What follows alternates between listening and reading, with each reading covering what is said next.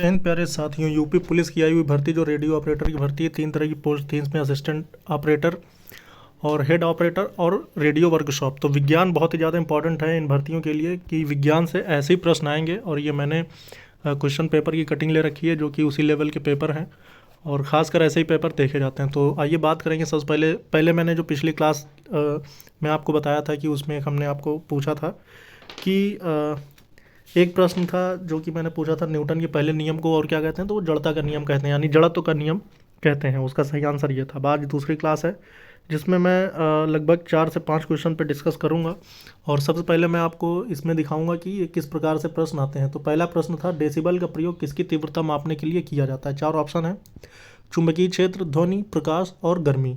तो आपको बताना होगा कि किसके लिए। डेसिबल का प्रयोग वैसे जनरली तो ध्वनि के लिए किया जाता है, ध्वनि की जो तीव्रता होती है इसको मापने के लिए किया जाता है। अब उसके बाद इसके आगे बढ़ते हैं।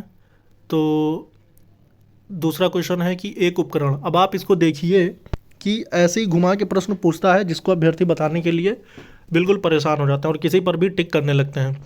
तो इसमें प्रश्न है आपका कि एक उपकरण जो हमारे टीवी सेट, उसके बाद कंप्यूटर, रेडियो सेट में इलेक्ट्रिक चार्ज को स्टोर करने के लिए उपयोग किया जाता है। अब आपको इसमें बताना है कि इलेक्ट्रिक चार्ज को स्टोर कौन करता है, प्रतिरोधी यानी प्रतिरोध, या फिर प्रारंभ करने वाला, या संधारित्र, या फिर संवाहक। आपको पता है कि संधारित्र जो होता है इसको कैपेसिटर कहते हैं, यानी कि इसमें जो इलेक्ट्रिक चार्ज होता है वो स्टोर होता है, जिसके माध्यम से फिर आगे की प्रक्रियाएं, मतलब कि आगे वो चलता है। फिर उसके बाद फिर नेक्स्ट क्वेश्चन पे बढ़ते हैं।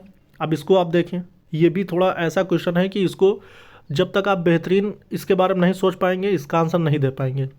जब साबुन का बुलबुला आवेशित होता है, जब साबुन का जो बुलबुला होगा अगर उस पर चार्ज आएगा, यानी कि अगर मैं एग्जांपल के तौर पर ऐसा कुछ मान लूँ कि मान लो ये साबुन का बुलबुला है, अब इस पर हमने चार्ज आवेशित कर दिया, मान लो हमने प्लस प्लस करके इस पर चार्ज आवेशित हो गया। अब आपको पता है कि जब इस पर चार्ज आवेशित हो गया, यानी जब प्लस प्लस के ही चार्ज आएंगे, तो जब प्लस प्लस होगा तो आपस में एक दूसरे को रिपेल करेंगे, और जब एक दूसरे को रिपेल करेंगे तो इसकी जो त्रिज्या होगी ना वो बढ़ जाएगी। अगर ये केंद्र इसका मान लें तो इसकी जो त्रिज्या होगी वो बढ़ जाएगी, क्योंकि जब एक दूसरे को ये रिपेल करेंगे। अब दूसरा एक और देखते हैं। तो दूसरा मान लो कि अभी तो प्लस चार्ज था, मान लो सिर्फ माइनस माइनस चार्ज आ जाए। अगर माइनस चार्ज आएगा तब क्या होगा, तब भी ये सेम होंगे, और जब सेम होता है तो एक दूसरे को रिपेल करेंगे। हर कंडीशन में इसका मतलब यही होगा कि जब ये बुलबुला आवेशित होगा तब ये इसकी जो त्रिज्या होगी वो क्या होगी, वो उसकी त्रिज्या बढ़ जाएगी, यानी इसका आंसर 1 हो जाएगा। आपको ये सब कॉन्सेप्ट बहुत ध्यान रखना होगा, तभी आप इसको समझ पाएंगे। अब उसके बाद इसके आगे बढ़ते हैं और फिर देखते हैं नेक्स्ट क्वेश्चन। फैराड किसकी इकाई है। मतलब ये जो 4 ऑप्शन दिए हुए हैं इन्हीं में से किसी एक की इकाई है फैराड। आप जानते हैं कि प्रतिरोध की जो इकाई होती है वो ओम होता है।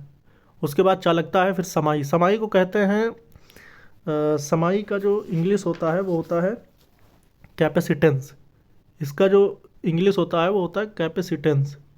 तो कैपेसिटेंस का मतलब होता है धारिता।